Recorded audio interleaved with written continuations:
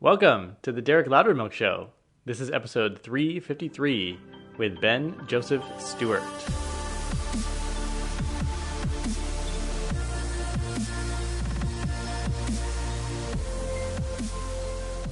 Ben Joseph Stewart is a filmmaker, musician, and producer, and he's created numerous documentaries, including DMT Quest, and he's the host of the Gaia TV shows Psychedelica and Limitless. I met Ben earlier this year because we were driving through Tennessee on the way home from visiting my family, and some friends of ours were staying at his house, and we drove out of our way a little bit and stopped by to see our friends, and we got to meet Ben and his wife and his kids, and it was really cool because I recognized him after a while from some of his shows that I watched on Gaia, and since then we've stayed in touch. We've had a few collaborative calls, and I really love what Ben is up to, and I wanted to have him on the show because he's so good at taking all kinds of esoteric knowledge and new scientific research and picking up the vibe of society and tying that all together in really uplifting messages. So we're going to talk about a variety of things today, including the magic of fascia, this organ in your body that's so important, and we don't even realize that much about it. It has light communication, fiber optic communication system. It affects everything from your posture and your gait and your breathing, and all of these things are connected. So we'll talk about that. We'll talk about his first film, Esoteric Agenda, and how it went viral. And this was before YouTube even existed. And that one project, which wasn't even what he thought it was going to be when he started it, has led to all the opportunities that have developed for him over the last 8 or 9 years. We're going to talk about conspiracy theories and psyops and the importance of achieving harmony even with diversity, even with all these different opinions and ideas and beliefs. And he talks about specifically the power of stories and how people come to believe things and why it's so important for him, the work that he's doing being a filmmaker. And we're going to hear some really amazing stories, including one about a vision that Ben had about knowing that his wife was pregnant before talking to her. So without further ado, strap yourself in for an amazing show with Ben Joseph Stewart. How you feeling? Feeling good, man. It's past few, maybe like 4 or 5 days, I had this stomach bug going around the family. And it's like mild, and it only like I'll wake up thinking I'm 100%, and then I'll eat something and I'll just be like, doesn't sit as well. I'm not as like into caffeine right now, which is great. But I had a worst part of it is I think I had a caffeine headache because I went a few days without it, and I'm like, caffeine. I don't even really need it. I just do it. So Yeah. doing well though, other than that. Good. Yeah. I was, it was really funny is I was watching your Peter Gabriel rendition, and then I was whistling it when Heidi came home, and she was like, I was just humming that same song. Because it was stuck in my head for the last day, and I was like, whoa, that's crazy. Yeah. For some reason, I'll have a song just come to me in the middle of the night. I'll wake up in the middle of the night and I'll have a song in my head. That was one of them. And then I listened to the lyrics and I was like, whoa, he's talking about a mystical experience. Like, I've known this song forever, but I never listened to the lyrics and actually like caught what he was talking about. And then So when I first listened to it, after I had it in my head, I was like, oh my God, like I feel exactly where he's coming from. He had a mystical experience. He didn't think his friends would understand, so he kept it to himself. And then he just started like realizing like, I just got to be me. So that's pretty rad. And can you go back and track his musical career after this? Did it change his life? I haven't actually gone. I would love to read like an autobiography or something like that of him. I mean, every one of his songs, from Sledgehammer to Your Eyes, every one of them I've gone back to and I've listened to the lyrics. And I'm like, all right, these are deeper than I remember them being. And it's not like out of the blue for me. I mean, I know that people back then were talking about some pretty deep stuff. I've been into Pink Floyd and Zeppelin and even the Doors and some other bands back then were talking about stuff that by today's standard would be considered like conscious music or like at least deep music. But I don't know where, like, I feel like Peter Gabriel has always been that way. And like his last few records, they remind me of like Nine Inch Nails. They started getting some industrial vibe to him, and he's really like pushing the envelope of certain genres. So mad respect for Peter Gabriel. That's cool. I like sort of rediscovering things that were just radio played noise before in my youth. Totally. Yeah. And I liked Sledgehammer. I remember when I first heard it and I saw that music video. I don't know if you ever saw it. It was like the claymation. There's like a chicken, a plucked chicken without a head dancing around. And then like he has like a cake face and then it gets smashed by a sledgehammer or it melts or something like that. And it's just the eyes left over looking around. And I remember thinking like, that's creepy. And I almost feel like, for me, the music video detracted a little bit from the song itself. Like if they were to update the video and make it less like just creepy weird, I'd have been much more into that song back then, I imagine. Is this MTV? Like, were you watching MTV? Yeah, it was an MTV thing. Yeah. Cool. Where do you want to start today? Peter Gabriel. Or wherever. We're already started. Let's see. I was just watching your interview on George Norrie about psychedelics. Obviously, you got that psychedelic poster right over your shoulder there. I mean, it's appropriate. Picking her nose. That was a fun one because George really wasn't into it. You could tell he was old school and he was like, so these are drugs. These are bad, right? This is dangerous, right? It's like, George, I don't think you understand what I'm talking about. He's great. I love him, but he's definitely old school and he's got some funny ways about him. What'd you think of the interview? I'm about halfway through, but I noticed your ability to bring in all kinds of other references. It's very Joe Rogan-esque in a sense. I've been binging on a lot of his, but you were talking about, okay, we saw all these people bending over looking at their cell phones, like, ooh, let's mention the fascia, which is a fiber optic communication system. Like that's not necessarily related, but you're weaving in all this evidence, which I always appreciate.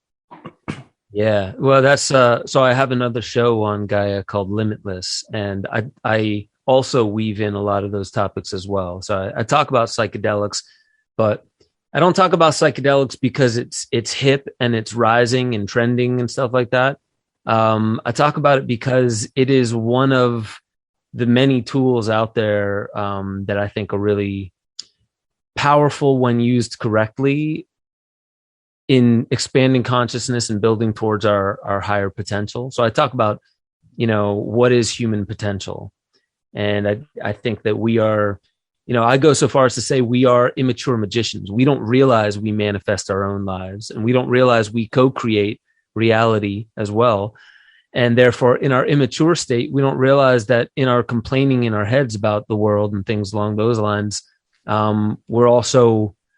we're repeating that narrative in our head. We're creating that narrative. We're looking for evidence to back it up.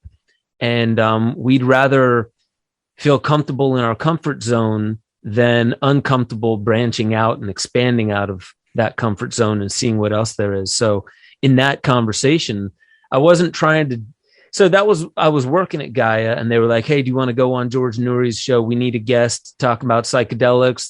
That's hip. It's not really in George Norrie. George loves talking about UFOs and stuff like that. And I was like, yeah, I'll do that. And I knew that I also didn't want to just be the psychedelics guy, the guy who's just, oh, now he's talking about psychedelics. So I like bringing in the other things that I'm all about. And fascia, there's just something cool about fascia. In anatomy, we looked at it as just the packing material. It's like, oh, when you're cutting open a cadaver, that's the tough stuff you need to cut away to get to the good stuff, like the liver and the kidneys and those types of things. And fascia only recently has come to be now the most interconnected organ in the body, and it's actually starting to be considered an organ. And it has, let's see if I can get this right, because there's proprioception, and then there's is it nociception? Maybe you would understand that. Do you know? Like, so I know the term you're trying to go for there. It's basically like nociception or nociception. It has to do with being able to sense what's happening from within, I believe. Yeah, right. You know, and so fascia connects with every other organ system. And we're just now starting to understand that it can share light, which is information. So if it acts fiber optically and it can share information throughout the body, if you have healthy fascia, then it communicates faster than your nervous system, which is about the speed of a Ferrari, like 250 miles an hour. Whereas the fascia can communicate faster. So then it's like, have you ever had something graze past your foot and you get spooked and you retract real quick, and you actually react quicker than you could if it was your nervous system sending the signal to your brain and then your brain saying, oh, react. It's reacting faster than it would. And so right now here we have a mechanism that could explain that. So I'm like, all right, I'm going to lay that on George Nuri and see what he thinks. The UFO guy. We had Andrew Miles on the show, and he was talking about, he's an acupuncturist. One of the things that he does, and he was talking about acupuncture stimulating the gas molecules, nitric oxide and perhaps oxygen and other signaling molecules, which are sort of intracellular, with the fascia, and to actually that those signaling molecules are closely tied to acupuncture as well. So we've got light and gases. Interesting. Right before I made Limitless, I went deep and I talked about this, that there are several peer-reviewed articles that were seeing what they could do to link up traditional Chinese meridian charts with myofascial trains. So there's this guy, Tom Myers, who his whole body of work is called Anatomy Trains. And it's all about there's, I think, 11 specific trains that fascia runs through the body, and it runs in these sequences. And he started like basically redelivering an idea of what the anatomy is, instead of, however many muscles we think we have, like let's say 200 muscles. Instead of having 200 isolated muscle groups, you actually have 11 muscles packed inside 11 myofascial trains. Mm-hmm. So they operate independently of one another, but they are part of like 11 muscle systems within these 11 myofascial trains. And the fascia also weaves through all the muscles. So it not only it transports some kinds of proteins as well, possibly information, but it wraps around all the muscles, through the muscles, around every organ. And in fact, it's the reason why our cartilage by age 10 isn't, completely demolished, like between our knees, because the fascia actually pulls us up into our posture rather than bricks stacking on bricks. Because, the old idea of the anatomy is, your bones stack on top of one another and they're really pressing down, but something is pulling them away so synovial fluid can get in there. And that's the fascia. So I found that super interesting because I'm all about frequency and vibration, not just in a woo-woo way, but understanding that, everything, when you break it down, does have some kind of like core frequency or network of frequencies to them. So bones would be like almost like the guitar, and the strings would be the fascia. And the health of your fascia is maybe this isn't too much of a leap, saying almost the tuning of your instrument. So that's when I started really getting into, well, I want to find out what diet helps your fascia. I want to find out what kind of movement helps your fascia. So I got into functional patterns. That's a form of movement that really honors the way your fascia is meant to move and link throughout the body. So if you're going to throw something, this retracts back and your front hip moves forward, and that creates a chamber, which is like a rubber band thing. And that motion goes all the way down to the bottoms of your feet as well. So like in sports, and I'm huge into movement and things like that, I started realizing that any way you move your body, you are affecting other parts of your body.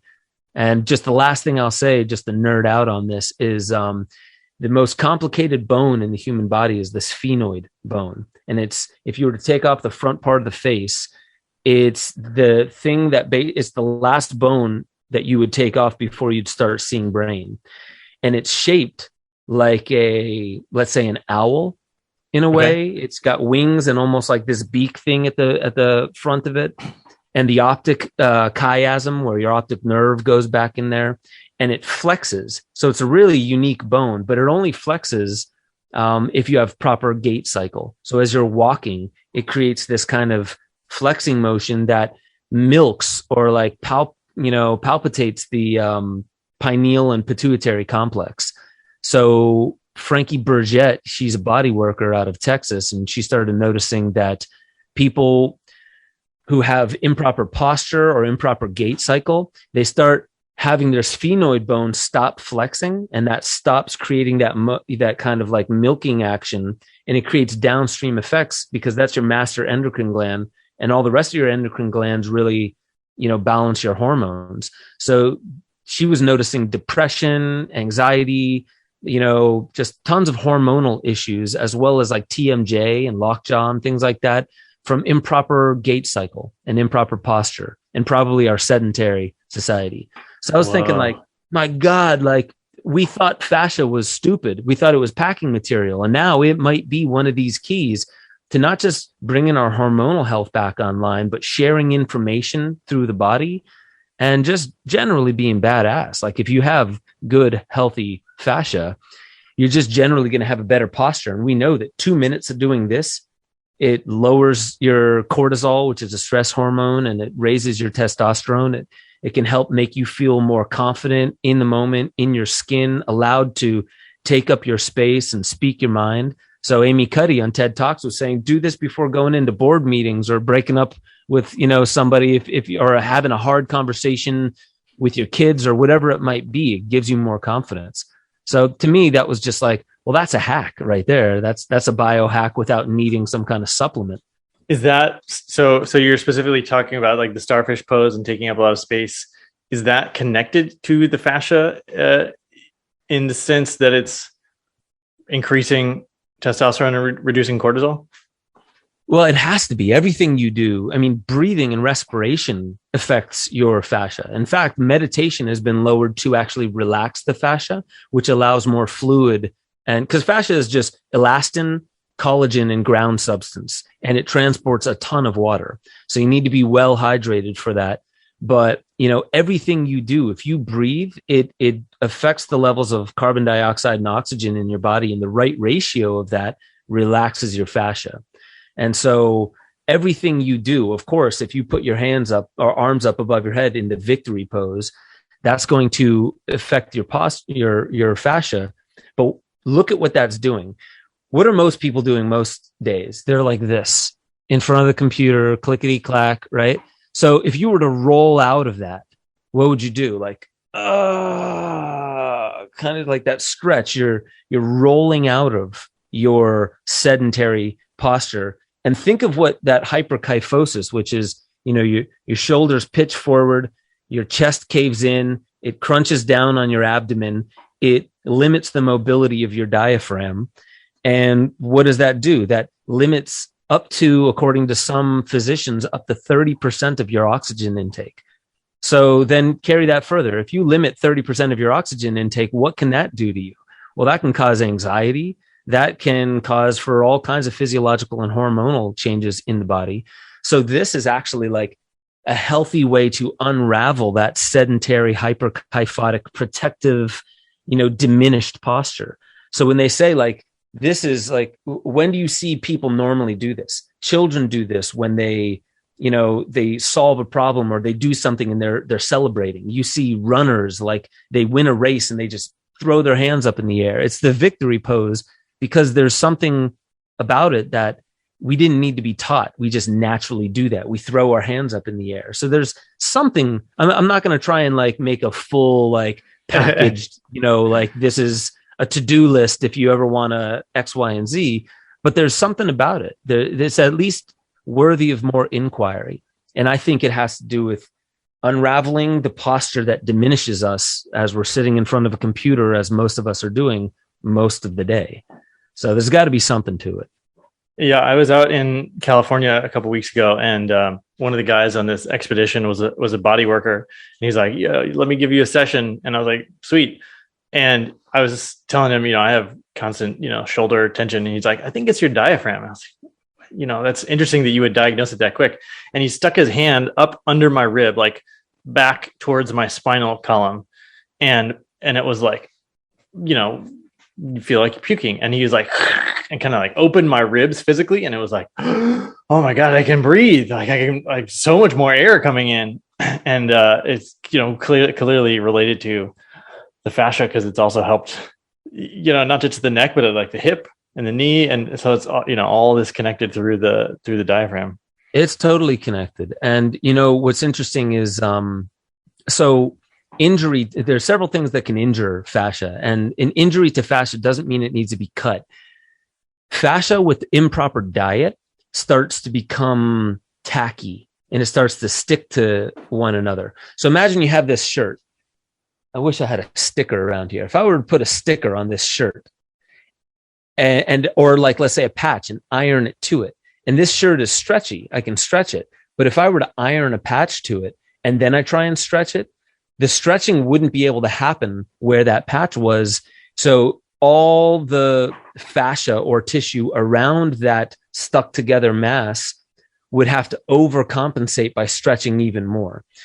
So we do that when we are eating terrible food and sitting in a terrible posture for most of our life. Literally, people have been doing that now 10, 15, 20 years of their lives in front of a computer, more because sitting has been around for quite some time. And now we're just doing it more often and more often. So if you think about it, what happens is your fascia becomes tacky. It sticks together. It loses its translucence, meaning light can't pass through it anymore. And then what posture does it, in a sense, what's the word? Not become like concrete, but it hardens and ossifies, so ossification. It sticks together and it hardens. It almost becomes as hard as bone, but it's fascia. It's supposed to be stretchy, but because of diet and lack of movement, it's actually, you're getting stuck in that posture. So have you seen old people walking down the street where it looks like they're still sitting down, like they can't stand up fully? Sure. Their back is hunched over. That's their fascia doing that. Their fascia has ossified. It's basically turned almost into this like skeleton that holds them in the seated posture. And then so they will have an even harder time, and it'll become even more painful. And you might actually have to even induce fascial damage and harm just to loosen up the restrictions of it. So that's what it sounds like to me. The diaphragm, when he did that and it loosened up all the intercostal fascia, like that's probably because it started to become tacky and stick together and then harden in that way. And I used to do what's called Qine Song. It's abdominal massage. It's a Chinese form of abdominal massage. And you work with the fascia, but it's the same thing. It can be painful. You got to stick your fingers up under the ribs, towards the liver, and you're really working around all the way down towards the pelvis and up towards the ribs. And that helps loosen the fascia everywhere globally in the body, because all of your fascia actually binds itself around your spine, to the cranium to the sacral. So the cranial sacral pump and cranial sacral therapy is one of the best things it's like a trick. It's better than massage to loosen up the fascia in your body. Massage will move lymph and it'll relax you, but cranial sacral therapy actually loosens up the fascia, which could probably have more long-term effects in like relaxing you. And that's what this body worker was, a cranial sacral. And I was surprised at how sort of when you're lying down on the table, gentle and sort of slow, and it's like finger light touch. It could be. Mm-hmm. I was like, is this really doing anything? Because I'm used to the sports massage, like take the Theragun and just like on the muscles, like, oh yeah, Jackhammer. That's how you know it's good. Totally. Well, okay, Totally. speaking of the jackhammer and vibration, like put an old person in a sauna, warm them up, get them to like shake around and dance, and then hit them with a Theragun or something. Like I would feel like that could loosen up the fascia. Totally. What you're doing in a sauna is you're causing the body to start releasing some of the heat shock proteins. And so your body also then starts producing, I believe, some endorphins and things like that for pain release. So you can stretch deeper. And that also helps loosen the fascia. Some of these hormones help loosen the fascia. It augments your respiration as well, which helps loosen the fascia. So there are those things that you can do. But you definitely want to make sure you're getting enough magnesium and certain other electrolytes, hydrating a lot. And there's this other modality called Eldoa, and it's out of Colorado, I think. And it's a way of basically just wringing out your fascia like a towel. So I think there's like maybe 11 different movements and manipulations that are like, because you'll have fascia lines running through your arm and then zigzagging down your chest. You have ones, your superficial back line goes from just about your toes, back around your heel, up your calves, up your hamstrings, under your glutes, up your back, all the way up around your head and here. So if you were to take, that's why I always keep, a lacrosse ball around.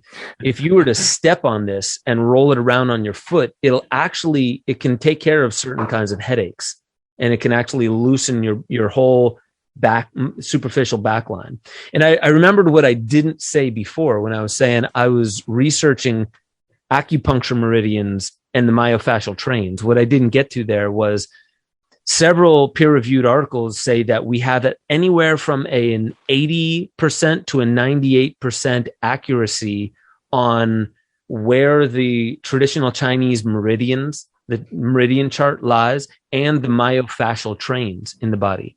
So there's something about dry needling and more acupuncture than dry needling that is also micro myofascial release. So as you're saying, like just, finger touch light manipulations rather than the Theragun jackhammering away can be just as effective if it's precise, I would imagine. And this is me, not a doctor, not an acupuncture practitioner, not even a body worker, even though I've practiced and I've gotten a certificate in some of it.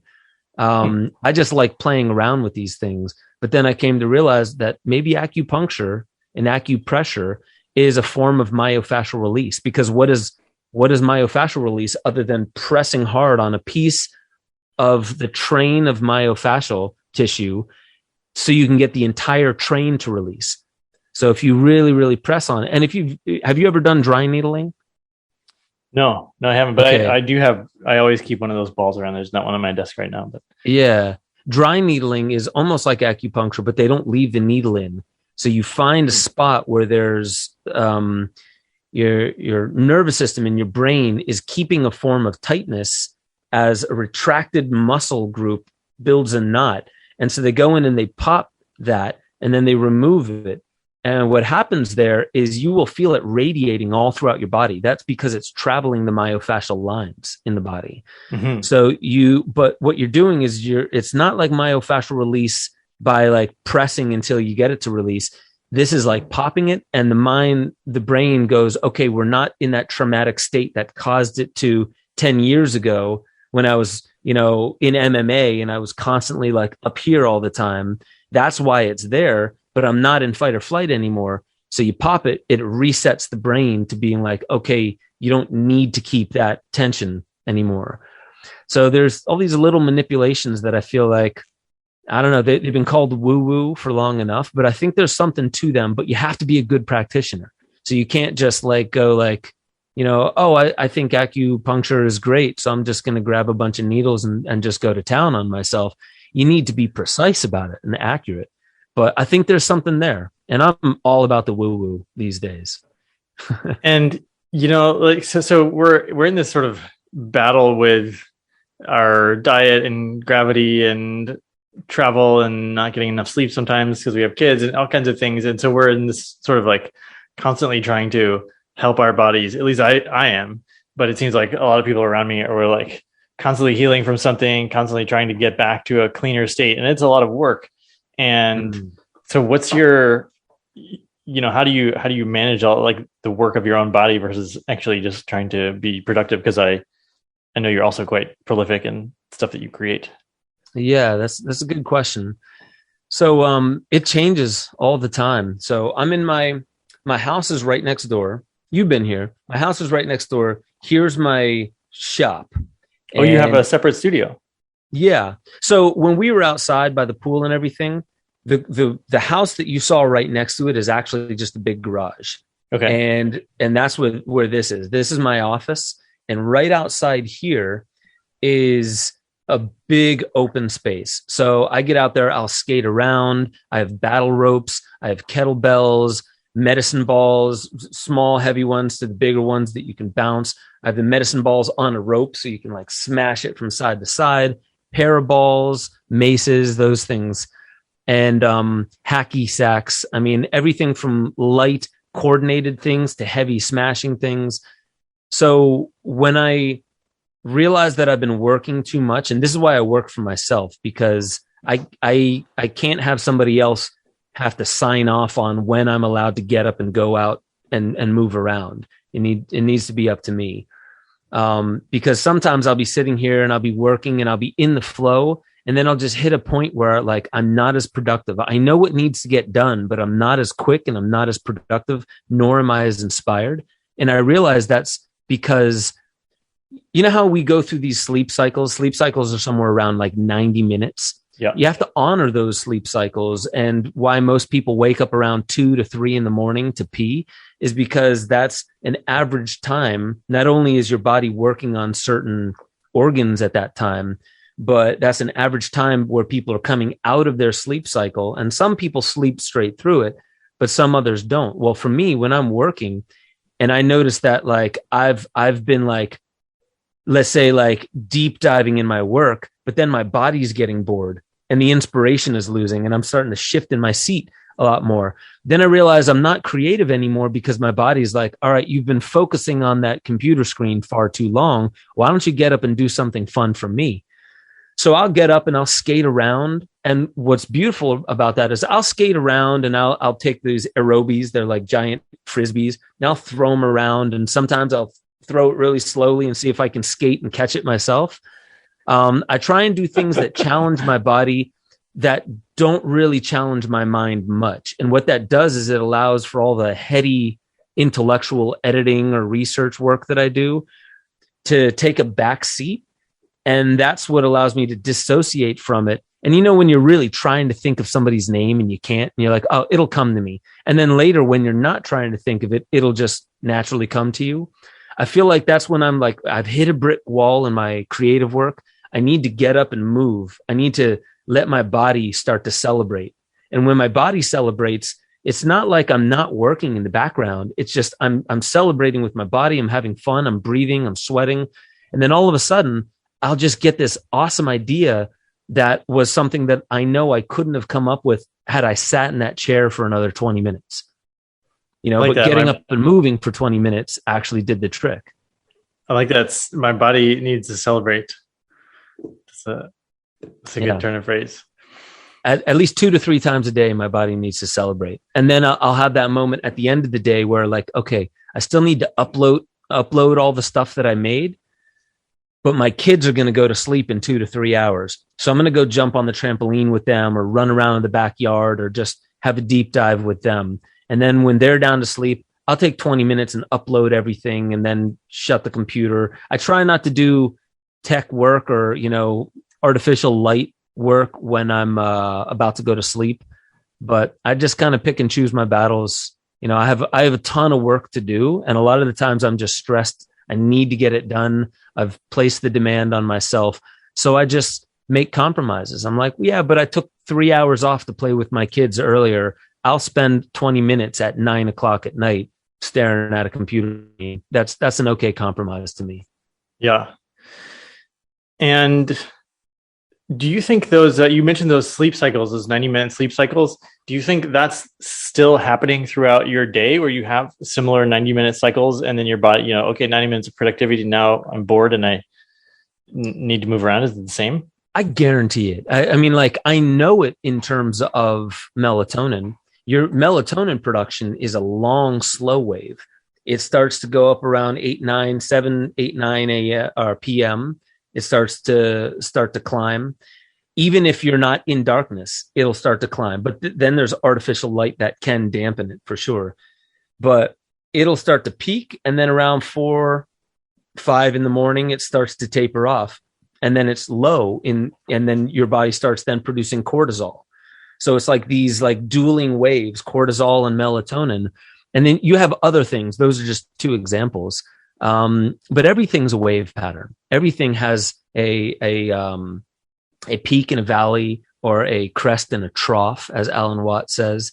Everything has that kind of frequency thing to it. And we then use caffeine, and we use different kinds of, herbal or chemical remedies to augment those wave cycles or hyperpower those wave cycles. And I was just watching something today. Thank you, Instagram.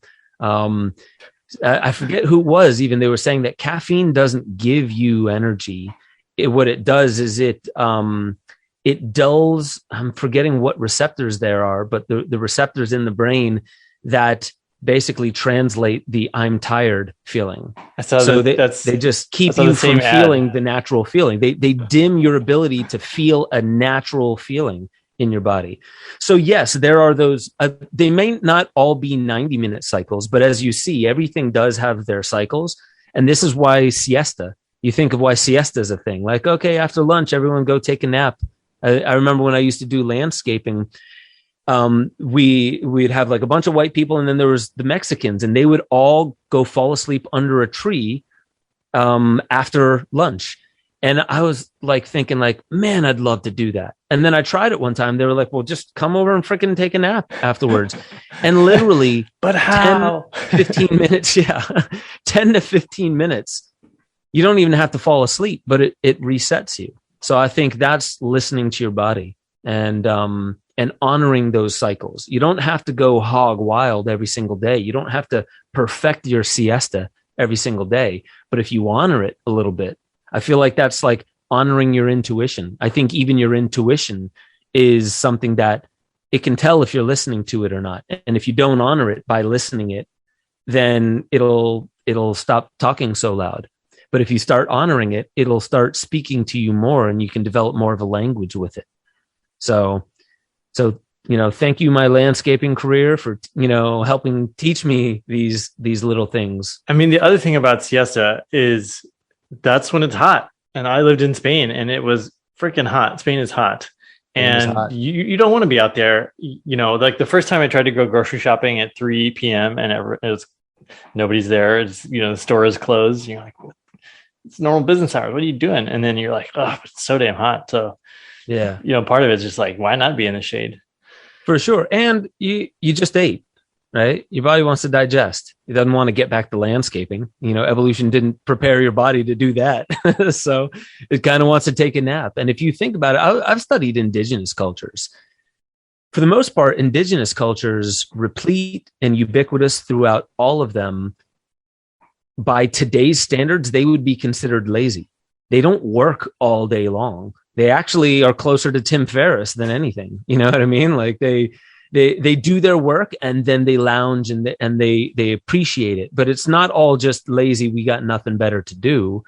A lot of the times I think that's got to be honoring those natural cycles. I also want to ask, where in Spain were you? I was down in Malaga, southern coast. Oh, okay. No, I haven't been that south. So that's hot. Luckily, I was there in the winter, so it's like sometimes pretty perfect. I was there because it's a great place to train in the off season for cycling. So you can what you were doing outside every day. Training? Yep. Training and racing bikes. Nice. Nice. Yeah, Yeah. I've only been more northern. Madrid. Um, what was the other one where they have all the Gaudi houses? It's not Barcelona. Madrid. Yeah, yeah, yeah. Yeah. And then it beat the. I think we were gonna go up to I forget, somewhere up closer to the Pyrenees, but love Spain. Love traveling around Spain, and he beat the. Actually, first when we were pregnant with my daughter, my wife and I traveled out there and spent quite some time there. And your wife is Dutch, right? Yep. Yeah. Okay. Yep. Yeah. Met her in Amsterdam, and she fucked me up, man.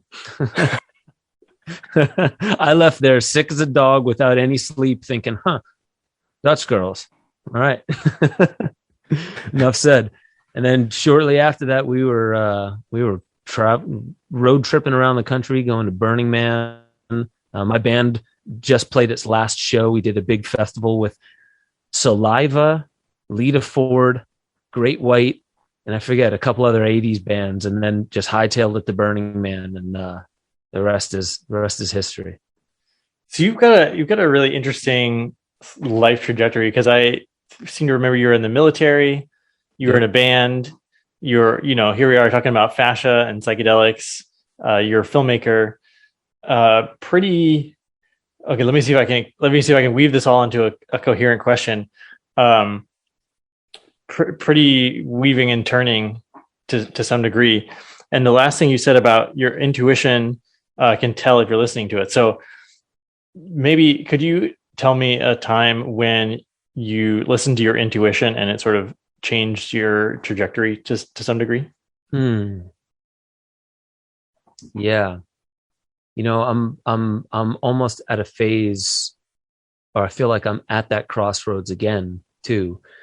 Because usually it's when I'm listening to my intuition and it takes a while, it's because it's telling me to either abandon something that I've found is part of my identity. And I don't know how to set it down, not even abandon it, I guess, just set it down for a while, or pick up another journey. Or it's telling me to take up another journey that I've always found like, oh, that's not me. It just can't be me. I would say when I was in a band, so I was in a band called Hyrosonic. I was touring nationally with this band, and I was pretty outspoken. So I was in the military when we started the band. And I was in the military for a good 4 or 5 years while I was in the band, and we had already done Lollapalooza. We were constantly touring, and I was in the Guard, so I wasn't working full time. And they were super supportive, interestingly enough. The military loved it. They were super supportive of it. And then I got out of the military, and I was allowed to then have an opinion. I was allowed to speak out about things going on in the world. So I just started becoming very vocal, but I hated the overly intellectual speaking out about the world. I like doing it more poetic, like musically. And so people were like, I had a lot of fans saying like, could you explain some of the lyrics, some of the message of your band? And so I felt I've always been like, everything's too passé for me. Like I'm not just going to explain it. I got to do a piece of art. I got to make a documentary to tell you what it is, about the world that I'm speaking about. So I had this intuition that I should start making film, not films, not become a filmmaker, but start making film, and to answer this question. And so I was like, all right, I'm going to make a film about the band. I already commoditized it in my head. Like, how's it going to serve? What role is it going to serve? What function is it going to play in the band? How's it going to get us to the next step? I was already commodifying it. I wasn't doing it for the love of. And my intuition was telling me, like, let go of what you think this film is. And it turned from what I thought was going to be a 15-minute short film about the band, about the message of the band. And then it turned into a 2-hour, 6-minute documentary that had nothing to do with the band. And it, like, the first hour and a half of it was conspiracy. And I always found conspiracy to be highly annoying, to be perfectly honest. And I was just railing on all these things. And like, I was doing all this research, but it's not like I researched for 10 years prior. I just started researching, and everything I felt the intuition to click on. And this was like back, it was Yahoo more than Google at the time. And YouTube wasn't even a thing, but everything I clicked on. So I was like, at first I was talking about the Mayan calendar and the distortion of, the lunar calendar and how we look at time today. And then it started getting into the founding fathers and their connections with secret societies. And then it started getting into the date of 9/11, the date that we invaded Afghanistan, the date of the Iraq war, and all these things lining up with Mayan calendar dates.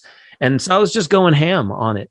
And then I started clicking on like law, like, okay, what do I want to learn about law? What's this admiralty law thing? And I started realizing, really breaking apart what law is and what the legal language is. So long story short, it was this hodgepodge of research, but somehow it was stream of consciousness enough to where people understood where I was going with it. And so I was following my intuition. And then eventually I was just putting 15-minute clips of it up on Google Videos. And as I was doing that, Google Videos predated YouTube, and you could only upload 15 minutes until or unless some status of yours got to a certain level, then you could upload 2-hour things. So I was just uploading 15-minute pieces of it. And without my understanding, these were getting like 15, 20, 50,000 views. And I was like, I only sent this to like 15 people. So I had no concept of what viral was. I don't even think I knew the term viral. And people started hitting me up saying, when are you going to finish this film and upload it in its entirety? And that's when I realized, like, ooh, I don't want to make a conspiracy film or just a conspiracy film. I need to have a twist ending at the end. So that at the very end, I put in this very inspirational, hopeful, like, if you're scared of what's happening in the outside world and what I'm telling you, then you're forgetting that we are the most badass, technology in the universe. The human being is so much. So I turned it into this inspirational, like, look at your own human potential ending. And I put it up online. Halfway through the year, 6 months later, there was, well over 1 million. I think there was 2 million views on that video, but it had been shared and uploaded to, I think, 15, 20 other sites. And there was a grand total of like 20 million views on Esoteric Agenda alone. And so that in and of itself, people were asking me to come do speaking gigs, one of which was in Amsterdam, where I met my now wife. These films led to my working at Gaia. These films led to all the speaking gigs, a lot of friends that I have now, me living in Nashville right now, having lived in Boulder, Colorado, having gone to Northern California and started trimming pot, in Northern California after Burning Man. But then these people recognized my voices and they were like, wait a minute, you made Kymatica. You made Esoteric Agenda in Kymatica. And I was like, yeah.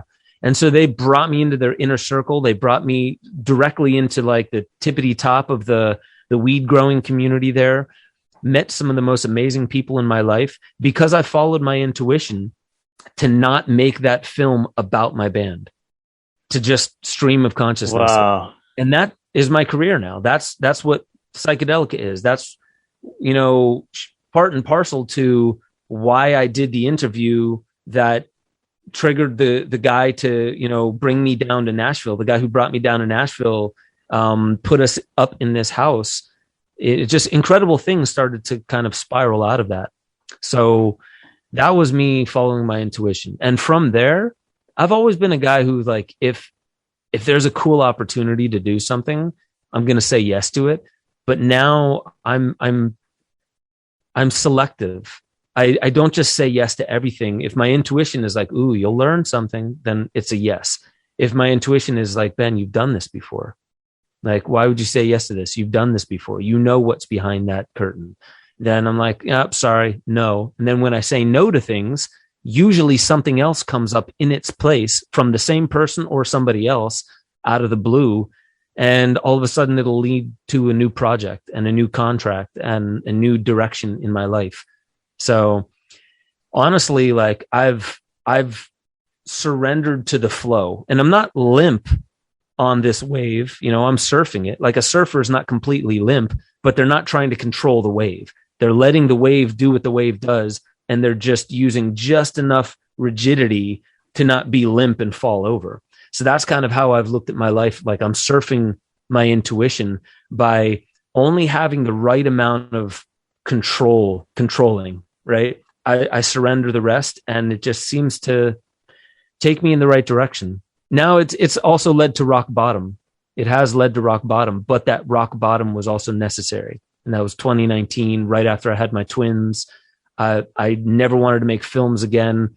I thought I was just going to go back to landscaping, to be perfectly honest. And then my wife was like, all right, Ben, I know you. You go back to landscaping. You're going to be happy for 2 weeks. You're going to come home every day saying, yay, I'm getting sun and I'm doing exercise and blah, blah, blah. And then you're going to be miserable. And you're going to realize that you let your soul down. And then that's going to make me miserable. And then the kids are going to be miserable. And she was like, it's not worth it. Just keep doing what we set out to do. You got to follow your passion. And so my films led me to my wife, who then led me back into my path of filmmaking. It's strange how that happens. Wow.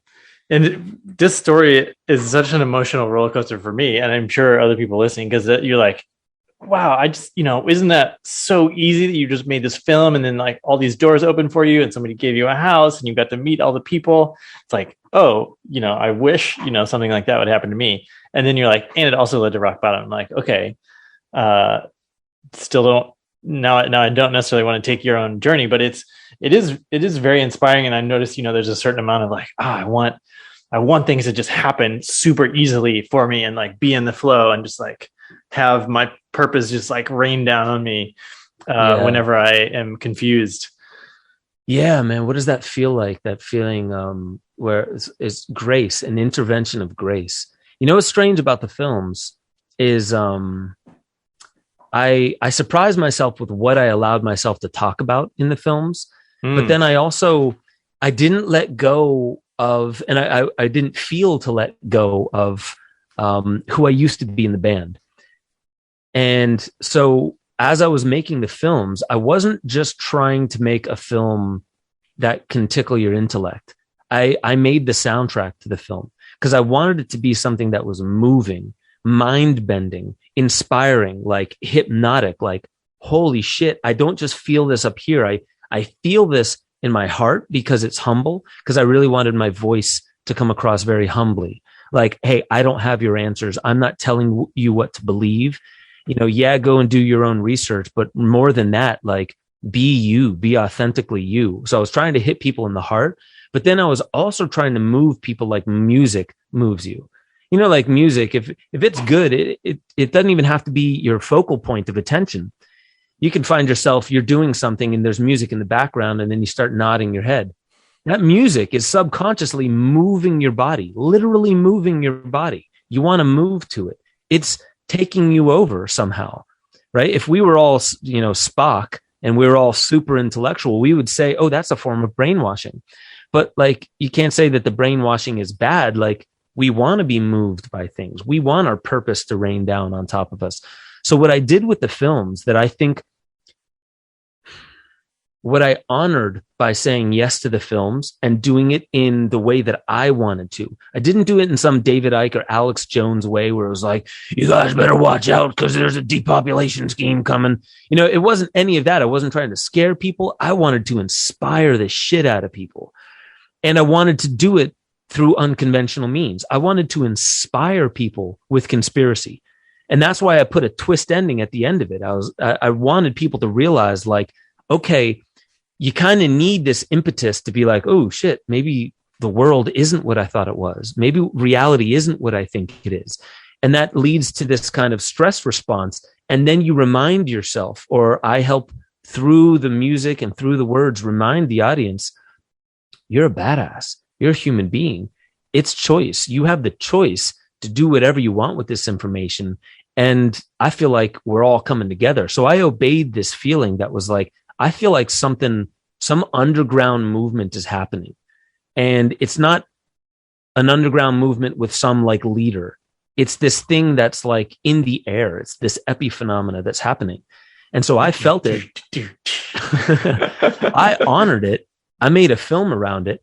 And those films hit people in just the right way. I feel like it was the right time, the right place, the right message, the right nuance of how I said the message that led to people saying, dude, I'll book an entire tour throughout all of Europe for you. You know, just come on over. I'll buy your plane ticket. I'll book the entire tour.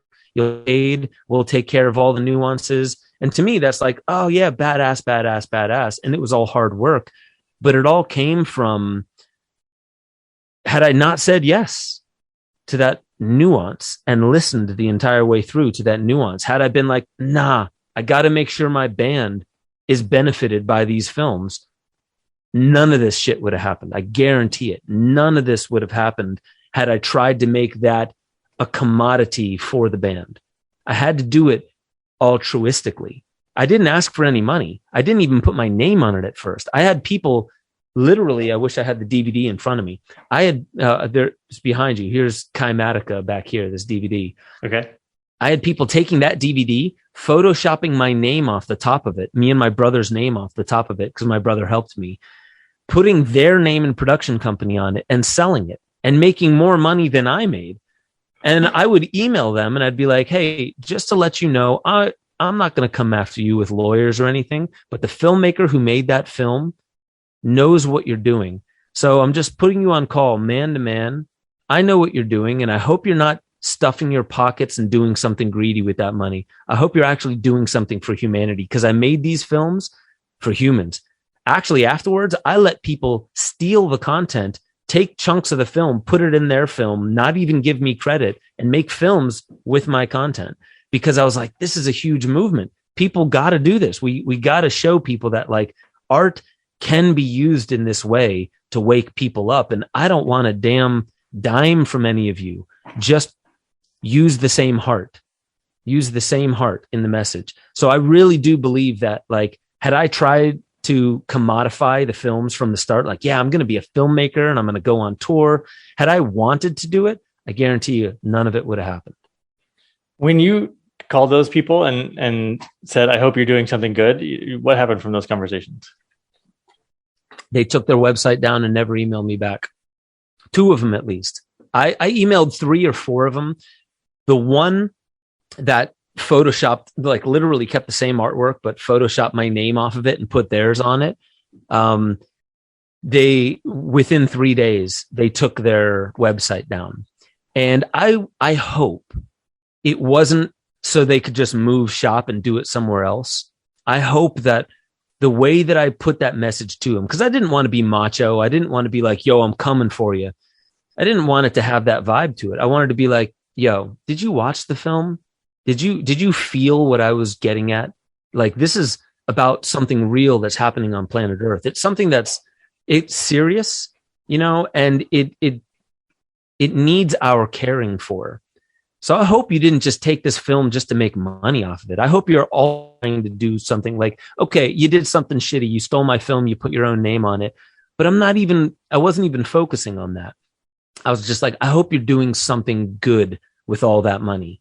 So my hope is that they took down their website and made a film, or, you know, changed the direction in their life, or just decided to do something better. I don't know. Like, yeah, that was my hope, but I didn't hear back from any of them. Okay, interesting. That would be, you know, if I had done something like that and someone emailed me, that'd be super confronting, you know, like oh shit, you know. Yeah.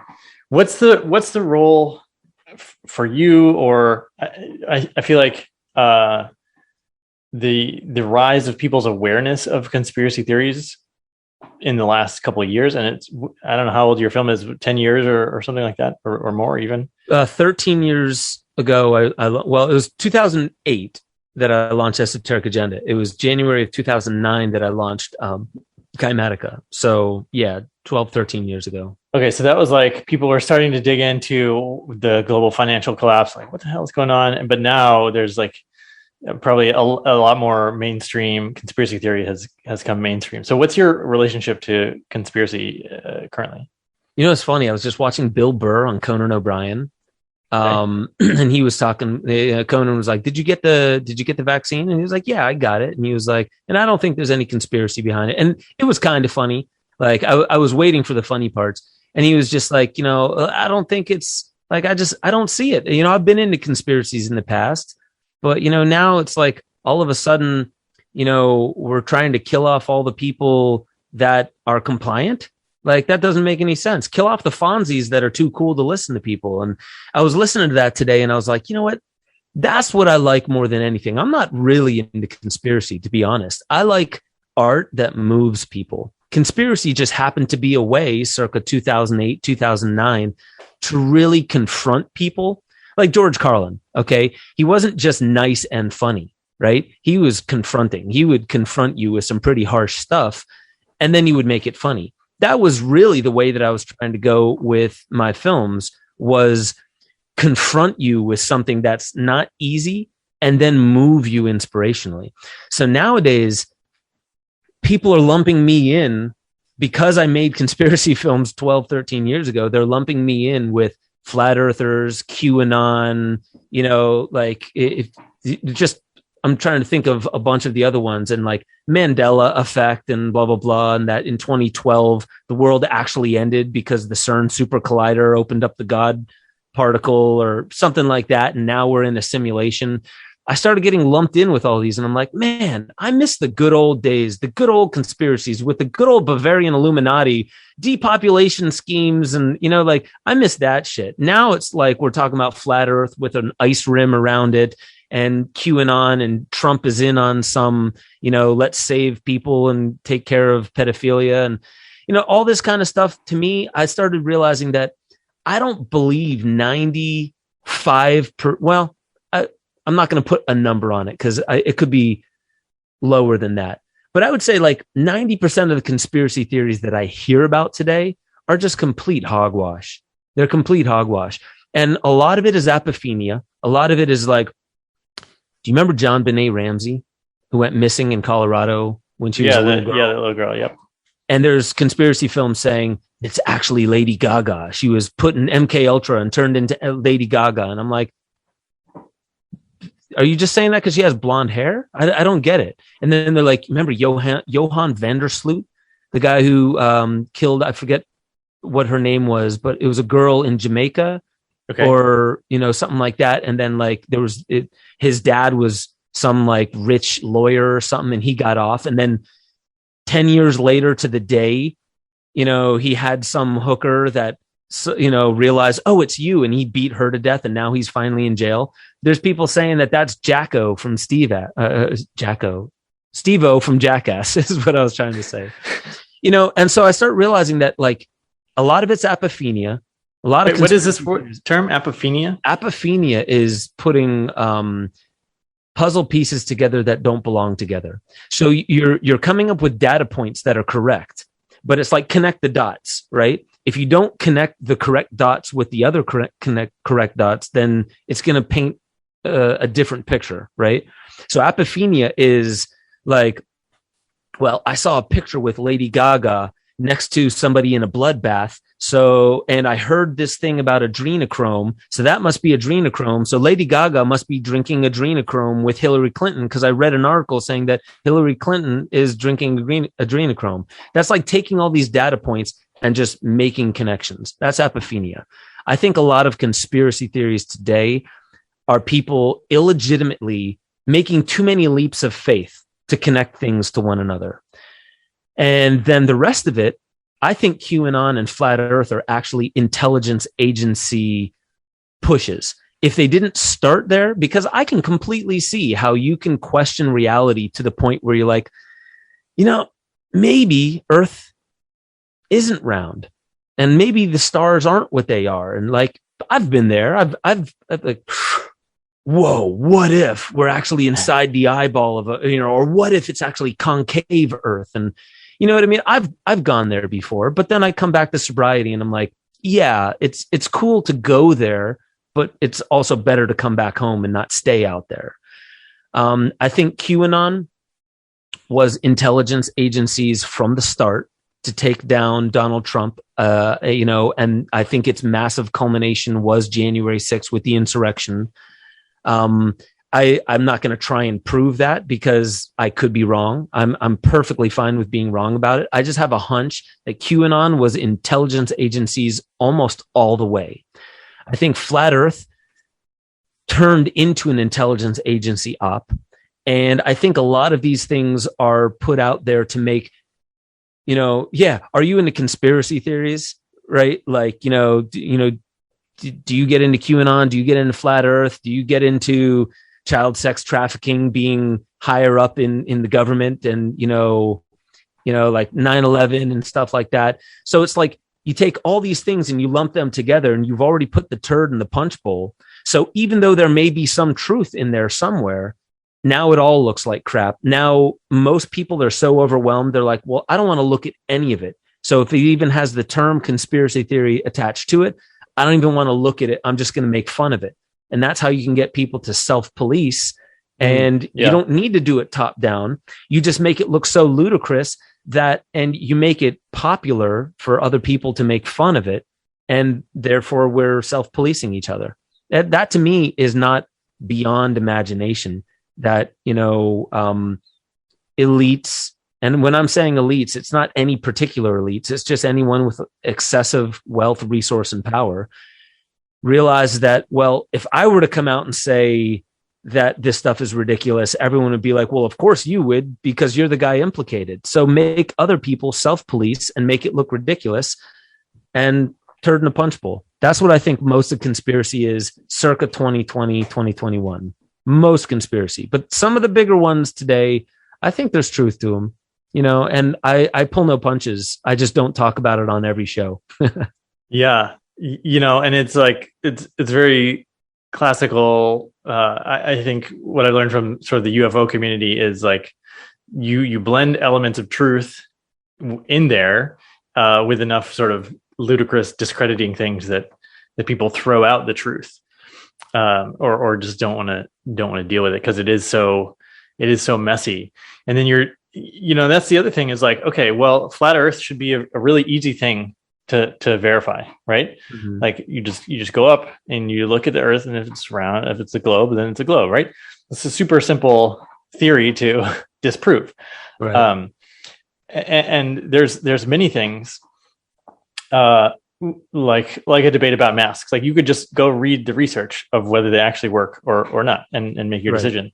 And yet that's like a step too far. Like I can't go up to space to actually do that. If you don't know how to read a scientific paper, you don't even know where to look to read basic research about masks or vaccines or anything like that.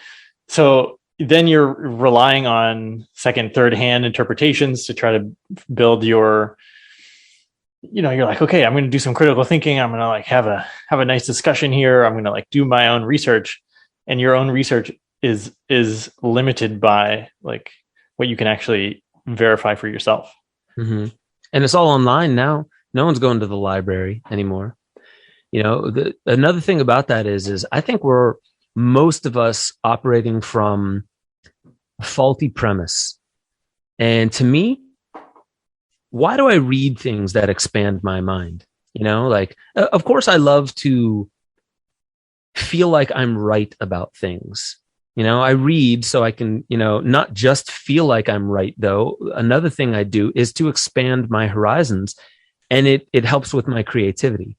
So I think a lot of people, we operate under the faulty premise that we need to homogenize belief, what we believe in. And it's not good to believe in other things. I could hang out with a flat earther. I don't care. If they're a good person, which a lot of them, unfortunately, I know what they're dealing with because they get so angry. Why won't anyone believe me? Well, I think it's because you're operating from a faulty premise. You're operating from the premise that you will feel validated once other people believe you, once critical mass believes you. I don't care if people believe me. I never made films for people to believe me. I made films to move people. That's the big difference. I don't care if people believe me. And to be perfectly honest, I considered whether the earth was flat. I went and I looked at the research, and it just didn't pan out. And there's I'll say this, like most of the things that I looked at that were like, ooh, that is pretty interesting. And the more I looked at it, I'm like, yeah, but it doesn't prove the earth is flat. It's just an interesting anomaly. And then, so that's kind of like what you're saying is like, you have this premise and people want to be the ones who are, some people want to be the ones who are discovering something before other people. It's like discovering a band before other people. Discovering like, a continent. I was a flat earther before it was cool, before it hit 1 million followers. I think people are operating on a premise that we need a world full of homogenous beliefs. And I'm like, no, we need diversity. I don't care if the earth is flat. Can we create a beautiful world together? That's what I care about. Because like I've known plenty flat earthers and we've jammed and we've made music and it's made nights beautiful. And people went home thinking, wow, what great people, what great music. I feel great. I love being alive. And these people that may have been depressed before, right? They go home and they feel like, wow, man, I love being alive. It reminded me why I love life and just celebrating life. That was a flat earther. They helped you. Thank you. We don't need homogenous beliefs. It doesn't matter what they believe. And I think now it's all about facts and misinformation and everything's about like the danger of believing the wrong thing. Believing the wrong thing. Like, okay, it can kill you. It can, but it doesn't always kill you. And by and large, we as a species thought the earth was flat for a long, long time before we started thinking it was round. And I mean, I'm convinced it's a cube or at least a hologram or something like that. You know what I mean? But like beyond that, how many people died because they didn't believe the earth was round before when they thought it was flat? You know, how many people, their life was ruined? Like, oh, those poor children that believed that the earth was flat before Galileo and Copernicus and, right? You know, like these beliefs aren't killing us. So we don't need to homogenize all of our belief systems together. I love the diversity of it. I think what we're missing is harmony. Like what I was talking about with music. Can we harmonize with one another? And, you know, to me, like I can find harmony with a flat earther, with somebody who believes in QAnon, with somebody on the left side or the right side of the political paradigm, with an anarchist, with somebody who, you know, believes the world is flat, with others who believes it's a simulation. I can harmonize with any of them. I don't need them to believe what I believe. So I just wanted to say that about like, I think we're operating from a faulty premise. Ergo, when we're trying to be right, can't you just look at the evidence? Can't you just, you know, like, no, you're looking at the wrong thing on Google. Didn't you read Snopes? You know, all this stuff that people are getting hung up on, like you're bringing disharmony into a situation for a reason that does not really affect the quality of your life.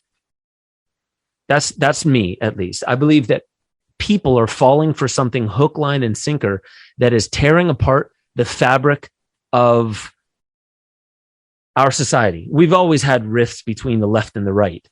You know, we've always had that. But there's something that's causing for us to hate, not just distrust our neighbors, but hate our neighbors. Absolutely hate them. Wish that they would literally get sick and die, right? Why? Because of something on Fox or CNN. Like, that's why. Because a story. And so to me, that's why I got into filmmaking, is stories can liberate or enslave if it moves you, if it really moves you. And music is a part of that. Music in movies is a big part of the subconscious programming or liberation of film. So to me, I just had to say that because I think most people today, when they're thinking about conspiracy theories, they're getting hung up on the wrong thing. I don't care what people believe. I want to see harmony. And that can come with diversity. Actually, that should come with diversity. It shouldn't come with segregation of beliefs, ideas, skin color, you know, what you want to do to your body, put technology in your body, cut parts off your body. Doesn't really matter to me. Like we're talking about things like transgender today. Like, have you seen what indigenous have done with scarification and self-mutilation and things like that? It's not huge. It's Spartans were throwing babies off of cliffs because they weren't perfect, right? You know, so we have a long history of this. I feel like we're missing the real point of what life is. So there's my rant. I had to go. Yeah, no, that's powerful. And it's reminding me of, you know, one of my mentors is a shaman, and he pops into my mind like multiple times a day. Like, is your line of thinking leading you to peace? Like, is what you're doing keeping you in a state of peace? And whenever I'm like, no, this is not peaceful. This argument, this like getting worried about the deep state or whatever it is, it's like, that's not peaceful at all. And I'm not as functional when I'm not at peace. And so that's, Right. I always just keep coming back to that. And when you're in a state of peace, it doesn't really matter. Okay, there's maybe some evidence one way or the other. Yeah. And before we move on, there's actually one, since you've dug into it probably more than me, there's one thing I'm really curious about with the flat earth thing, which I was kind of blown away. And this just popped up on my social media, which is like the sun not setting or a boat not dipping below the horizon. Like you could normally it's like, okay, the curvature of the earth would make the boat just sort of disappear as it traveled. But if you zoom in 1000x with a high powered military camera, the boat's right back to level, or the sun, like the sun appears to set and you just zoom in on it and it's in the same place. And it's like, that's really interesting evidence. So the counter argument is the earth is just actually way bigger than your sort of comprehension, and it would still appear flat. What's your thought? Have you encountered that evidence, and what's your I talked about it. I talked about it on my Waking Infinity show. So first people this was years ago, actually started telling me, like 20 miles. If you were to be in Florida and you were to take a camera and you were to look at Key West with a good enough camera, the buildings should be 4 feet to 10 feet or something like that below the horizon. The math doesn't work out. And I'm like, I'm bad at math. Can you give me another example? So they started showing me there's this flat table and they put a camera up to the, and they showed like, look, I'm sliding a card across the table. This is completely flat. So the angle of the camera is completely flat with the table. And then he took a quarter and he slid the quarter away from the camera, and the quarter seemed to dip beneath the horizon. And he was, and then he went on to say like, and this is like a 4th grade, thing you could, like kids in kindergarten could do this and figure it out. Fuck you, round earthers, and I was, so I commented on the whole thing. I was like, all right, several variables that we need to account for. I don't know what table that is. I don't know how flat it is. I also don't know how to prove that you sliding a card across the front of it shows that our perspective is equal across the entire length of the table. I also don't know how a camera and a table and a quarter are 1-to-1 correlations with a sun moving, out of your horizon. We're talking vastly more differences. If the scale, it could work out. Okay. I'm on, because I try not to just do what he did. Like, you guys are dumb. I try not to do that. That's falling into a game that's like, it's disempowering even to me to fall into it. So I did show that, like, now you're calling people retards because they didn't do this trick. Like, that's, like, you're falling into the same trap. You want people to believe you. That's not how you talk to them. But then with that, I showed the quarter in that very same video got smaller and smaller and smaller and smaller. And then it disappeared. It didn't get smaller and then disappear like this. It got smaller and then disappeared. When you look at the sun dipping below the horizon, it doesn't look like it's getting farther and farther away. It does in every video I've ever seen. And I've seen it happen, obviously, with my own 2 eyes, but it looks like it's going down. It looks like it's dipping beneath the horizon. Right. It doesn't get smaller and smaller and smaller before it disappears. Actually, it gets bigger. Most times, the sun and the moon will appear bigger over the horizon. So I'm like, there are variables that are unaccounted for here. And, I think there was one last point about that. With the ship going over the horizon and being able to zoom deeper in on it and see it. The only variable I say is like, yeah, you're right. Maybe the earth is just larger than we thought and your math was wrong. And, because your math is wrong, you think that should be 4 feet beneath the horizon and ergo earth is flat, right? You roll this quarter across a table and it dips beneath the horizon before it shrinks into infinity, right? Ergo the earth is flat. I'm like, okay, that's a huge leap. There are huge leaps. There are also things about, I forget what it was called, but it was Operation High Jump, I think, where they were trying to send missiles to hit the firmament above or something like that. Okay. Because outer space is not outer space. I think when I started talking about like the Mars missions and stuff like that and what's happening on the moon, people were like, outer space is fake. The only thing out there is your imagination. And I'm like, well, what is it that I look at when I look up and I see stars? And they say it's a glass ceiling, or we don't know, or it's liquid out there. And to me, I'm like, some of these ideas are romantic. They're romantic. They really are. I don't know if you've seen Behind the Curve on Netflix, but they showed a map of what flat Earth would look like. And they said South Pole is an ice rim. It's like an ice wall.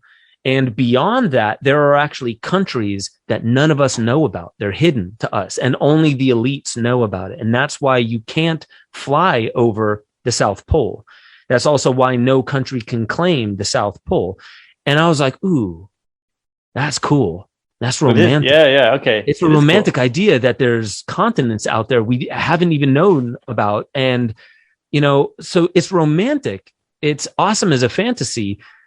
And I'm not saying it's wrong. I don't have enough information to say it's wrong. But to me, I can at least say, I'm sorry, but your argument is a little weak. It's weak to me because you have to make huge leaps of faith to believe these things. Like, it's like X, Y, and Z equals this. And like, I don't see how you got from here to there. I can see how, okay, if the earth is flat, and there is an ice rim, I can see how you could hide continents outside the ice rim. And you can make sense of, in that narrative, you can make sense of why no country is allowed to plant a flag in the South Pole. I can see that, but that one doesn't make the other true. It just means that, like, okay, it piques my interest. It makes this romantic story a little bit more interesting in my mind. And then I get to the point when it comes to the flat earth thing where it's like, you know what?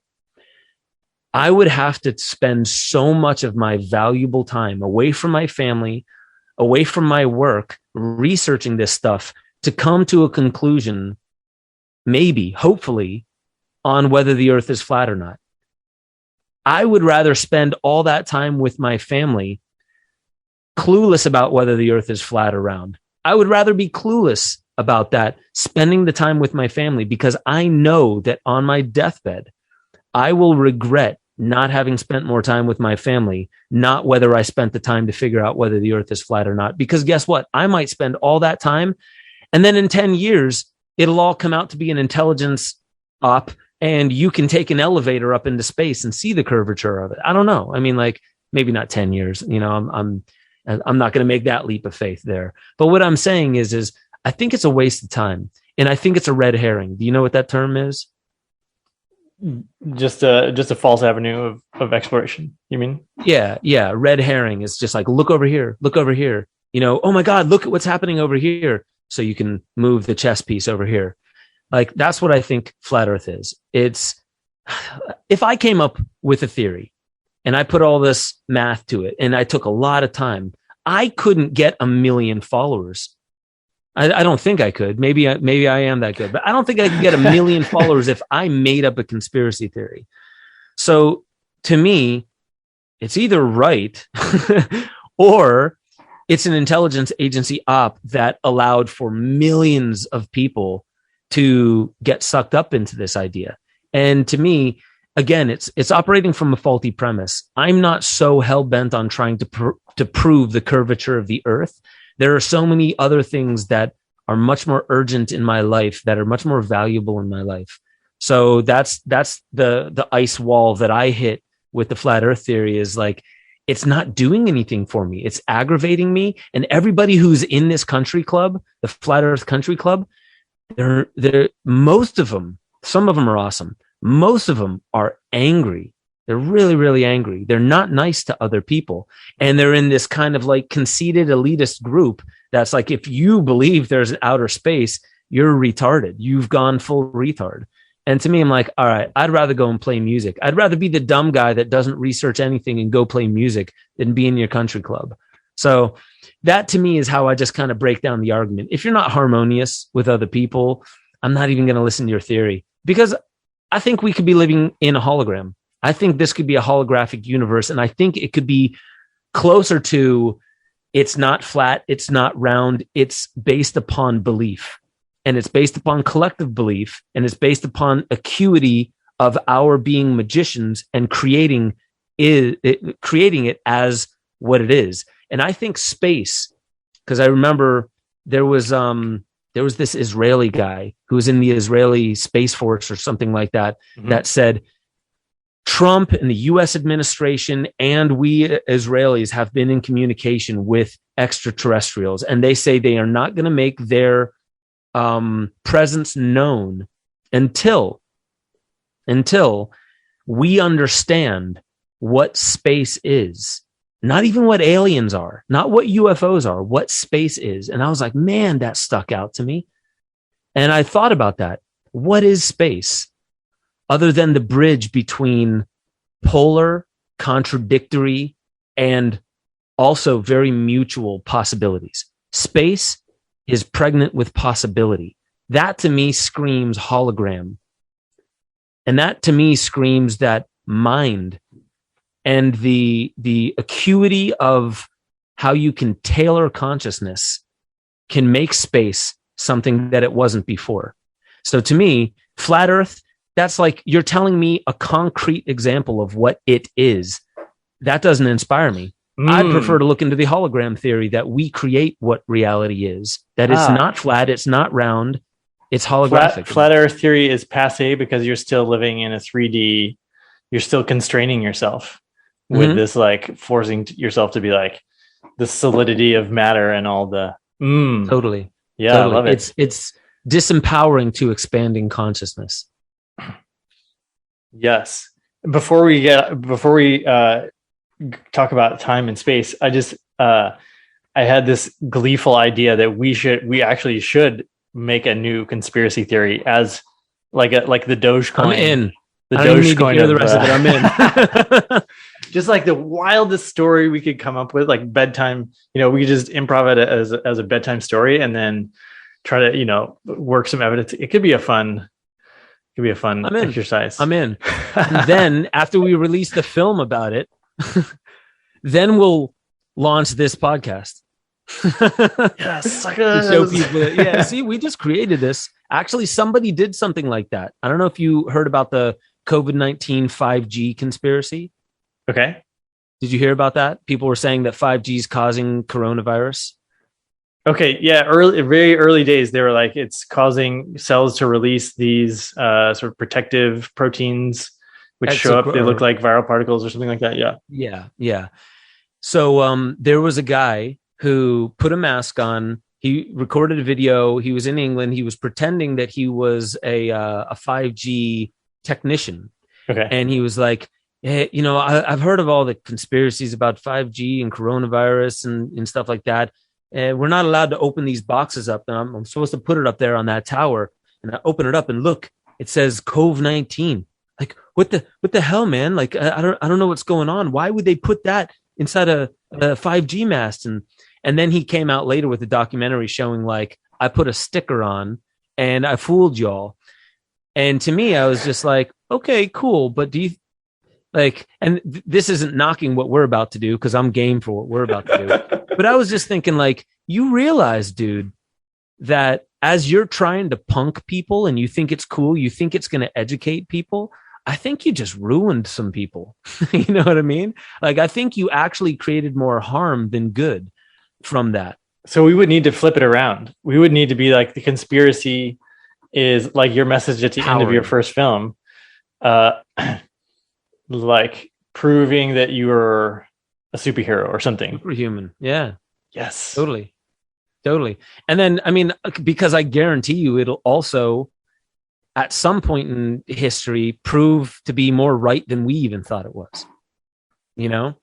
Because like if we are truly, if my very half-baked theory is correct and we are immature magicians and we are living in something that is more magic than we understand, that space and earth are more magical and can create beyond our wildest imagination, then we can't even wrap our head around what we're capable of. So we only are shown what we're capable of when we come up with a concept or some kind of way to utilize or access the let's say the building blocks of what our higher potential is. So we couldn't know.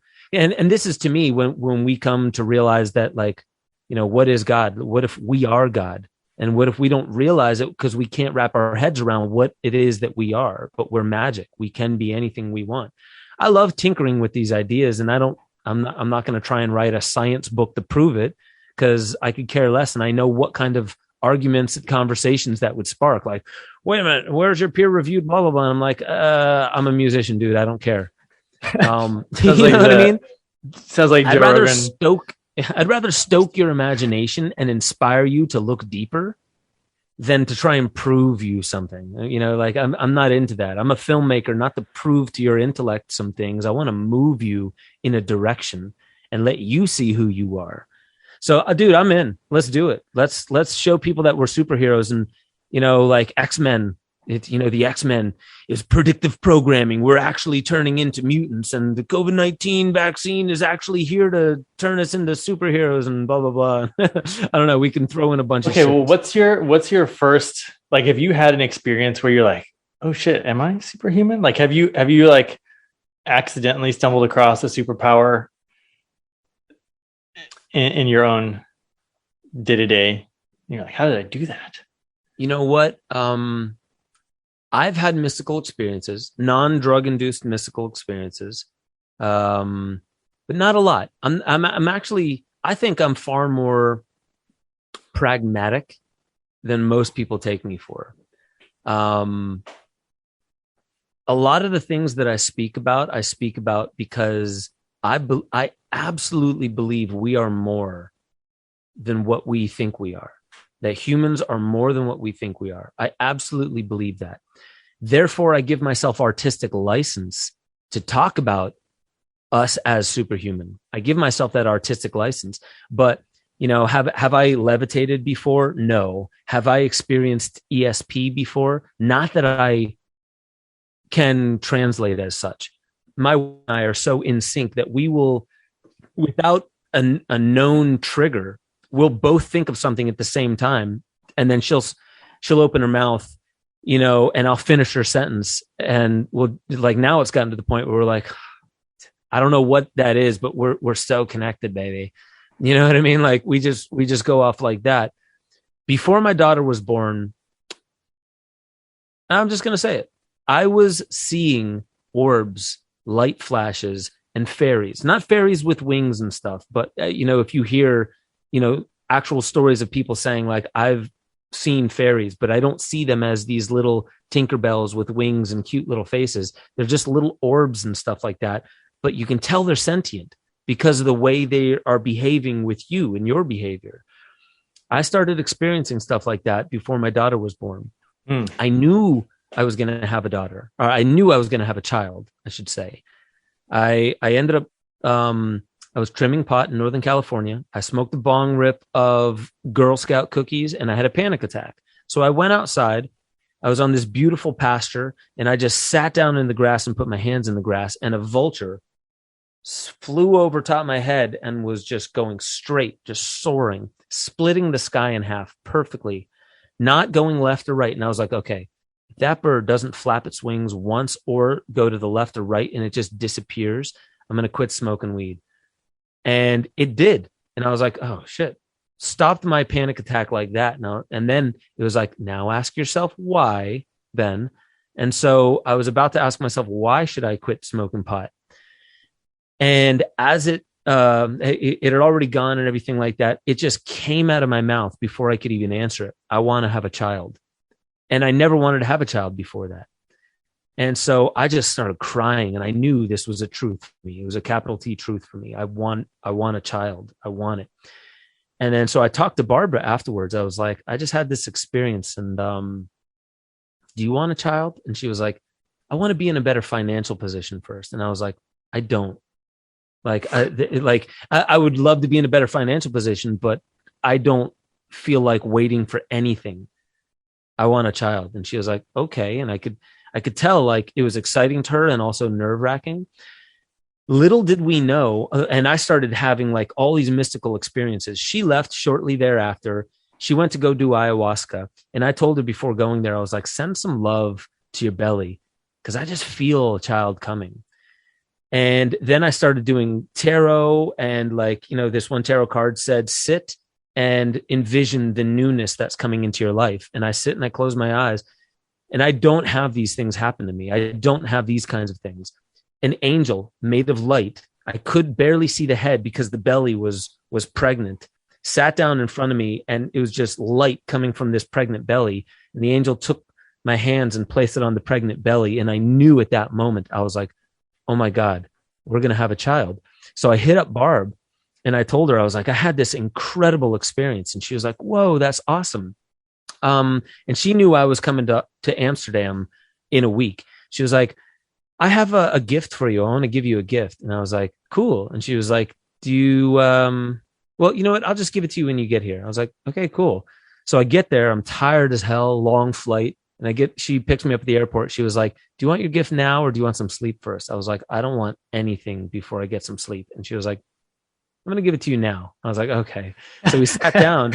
She gave me this little box. I unwrapped it and I look in there, and it's got this translucent top so I could see what it was. I was like, why did she give me a vape pen?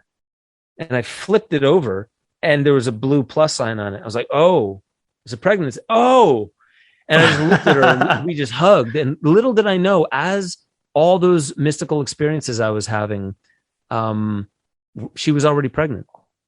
And she was pregnant when I had that panic attack and realized I want to have a child. Wow. So I had this course correction. And I think a big important factor of that was she was looking at my face when I saw that pen to see that she was pregnant. She was looking at my face, and I could tell she was a little nervous. And my reaction was so relieving for her, because she didn't want it to be like, oh my God, what are we going to do? You know, she didn't want that. And I was so excited, and that, like, it was just exactly what I knew I needed at this turn in my life. So as far as, I know that's a long story, as far as like, have I realized superhuman powers? Those are the only mystical experiences I've had. As far as superpowers, it all comes from practice. Wim Hof, all the stuff that he can do, it's true. You got to practice though. Daniel Kish, the guy who went blind at age 5 and then taught himself to echolocate, and now he can see around corners, right? Whoa. That's true. But it doesn't just happen because you want it. It takes practice and discipline. And other people are doing the same thing. So do I believe we have latent or dormant superhuman abilities inside of us? I absolutely believe it. Can I prove it? I think there's evidence, there's anecdotal evidence, and there is some science that gets pushed into the woo-woo categories. I absolutely do believe it. But people aren't swayed by proof as much as they are being moved by something. The right narrative at the right time, when you want to realize something about yourself, is more powerful than telling somebody, hey, you're a superhuman, when they're trying to figure out a math problem or something like that. You know, they're not in the right set and setting for it. So that's why I believe that, you know, we are an over science. We like need science today to prove to us everything. But we don't realize that throughout evolution, it was the story that moved us. It was the story, the narrative that we have in our heads. And so I think that the narrative is more powerful than the science. And that's, to me, how I think we're going to show people that, yeah, I do think we are superhuman.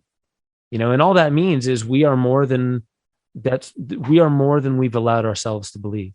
I don't believe that science, if you were to really look at it, would ever disprove that, because we're always outgrowing ourselves. Just look at what we've done with technology, and then look at the Wim Hofs and the Daniel Kishes and I forget their names, but all the idiot savants that have, like impeccable memory. You can fly this one guy over a city, he got hit in the head by a baseball, and then he became a math whiz, and he has what do you call that? The kind of photographic memory. He went on this huge mural and started drawing every building that he saw as he took a helicopter ride over a city to accurate detail, like the amount of windows on each building, how they were situated and faced, where the streets were, where the buses were at the moment as he was, flying over them. How is that possible? Oh, well, you got to get hit in the head by a baseball if you want that power. No, son, sorry. No, there's just dormant abilities that need to be awoken. And all we got to find is the trigger to awaken. And I don't think that trigger is a solid 3D thing that you can put into a pill. I think it has to do with our belief, the right flow that we're in, the right set and setting, and it has to do with collectivism. Collectively, we can believe things into existence quicker than we can individually. And I think that psychoneuroimmunology and studying indigenous who go into peyote ceremonies and they have miraculous healings, it happens more in groups than it does individually and isolated. So there's something there. Yeah, we speaking of the groups and manifesting things, we did an experiment in my mastermind, my business mastermind, which is like a group manifestation practice. So one person's like, here's a result I want in my business. And we copied off Lynn McTaggart's Power of 8 healing circles, but we just made it for business instead. So like, okay, I want to get on TV, or I want to like make 6 figures this month, or whatever it is. And, we got really clear on like that moment when you knew you had done it, when it's like, oh shit, this is real. Like I got what I wanted, and here's how it feels, and here's what it looks like, and here's what I'm wearing and all that stuff. And then we would all just sort of go into this meditative state and intend for that reality to manifest. And it worked 100% of the time. Perfect. Like flawless results. I love it. It sounds like the 10 Project by Tom Carroll. Thomas Carroll. I think it's Tom Carroll. Tom Carroll, the 10 Project, because he's saying that even in the Bible, and I need to get back to this guy actually, because he wants to build a group of 10, and he says it's like he can find it in the Bible, you can find it in the Kabbalah, you can find it in other like mystery schools and stuff like that, where a group of 10, there's something specific, no more in the inner circle. It has to be 10, no more, no less.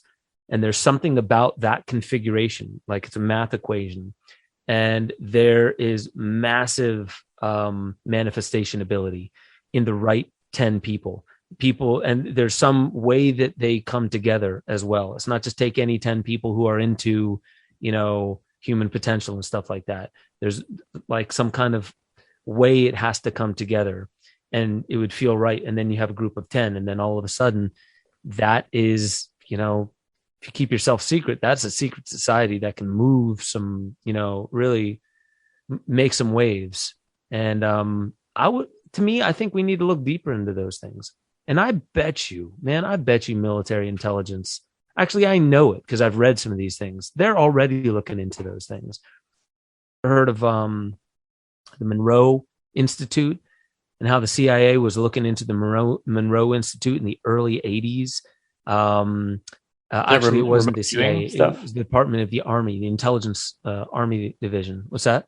Is that remote viewing stuff? Remote viewing, and also more than just that, but it's also brainwave patterns and how you can augment brainwave patterns, how you can get people to believe things, but how when you can get people to believe things, scars will disappear on their face, right? Their eyes will change color, their hair will change its texture, because people believe something.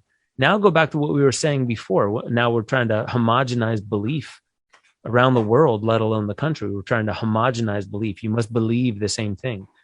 Think of the power of belief. If you can change someone's eye color, their hair texture, you can remove scars from them. You kidding me? Maybe that's why unconsciously flat earthers want so badly for you to believe them, so that they can actually just go and like fly through the hole in the Antarctic and like actually see the, like, if you believe me, then I can go actually experience it for real. Maybe that is, I don't know. and like, I think deep down inside, we know our own powers, like, I think we know our own powers, and they are partial drivers of what we want. I don't think we're just dumb apes that are just trying to gratify ourselves to death. I do think we are in touch with our higher powers and our higher self. And I think that we've lost a certain remembrance of ourselves. And perhaps the flat earthers really are like, you need to believe me because that's part of the magic of it. And maybe we all realize that belief has something to, I mean, why do all, I can't rail against us, trying to homogenize belief too much, because if you look at tribes throughout history, they've done the same thing, right? Cultural containers, it's safer if you all believe the same thing. It has actually historically been safer if you all believe the same thing. And it feels better, like I've been in groups where everybody's talking about just different stuff, and it's like you're kind of bored, kind of feeling like you're the odd man out. And then when everybody's talking about the stuff that you're into, you're like, yeah, I can dig it. So totally, for sure. Totally. All right, let's make this film, man. Okay, conspiracy, and then make a film about it, I should say. Oh man, the conspiracy that we are superhumans. Conspiracy. This is so good. Man, this was super. This is probably a great place to wrap. This is super good. Just riffing with you. I have to pee anyway, so my bladder. 90 minutes. It could tell the future. It knew that you were going to wrap it right now. we're on. You have to believe me. By one the of way, those cycles. You have to believe that. I believe you. I've been drinking this whole time too. So, all right, Ben, where can people find your work and pirate it for their own profit? Please go to Ben Joseph Stewart. Download everything I've done. Remove my name and put your own on there. Put it up on your own website. BenJosephStewart.com. You'll find all my media there. My first 3 films and one of actually my latest film. So that's Esoteric Agenda, Kymatica, Ungrip, and DMT Quest, which is the most recent one. They're all free on YouTube, so you can find all of them there. And then I would say follow me on Instagram, Ben Stewart Dali, or is it Ben Joseph Stewart? I can't remember. I think it's Ben Stewart Dali, Dahli. So find me on Instagram. I spend more time on Instagram than I spend no time on Twitter, but more on Instagram than Facebook than anything like that. So I would say find me there. Go to benjosephstewart.com, and most of my stuff's up on YouTube. Actually, go to my YouTube channel, because every Monday I do a news show called Waking Infinity. So my YouTube channel, if you just search for Ben Stewart or the Ben Stewart podcast, you'll find my channel. And so I do Waking Infinity News on Mondays. And then on Wednesdays, I release clips from previous podcasts. Thursdays at 5 p.m. Eastern, I have the Ben Stewart podcast, which I got to get you on there as well. And then on Fridays, I do Friday night acoustic nights. So YouTube is another thing I'm trying to prop up right now. All right. Well, you're prolific, and it's good stuff. So recommend that to everyone. Thanks for coming on. It's been amazing, man. Thanks. Yeah. Good conversation. See you next time.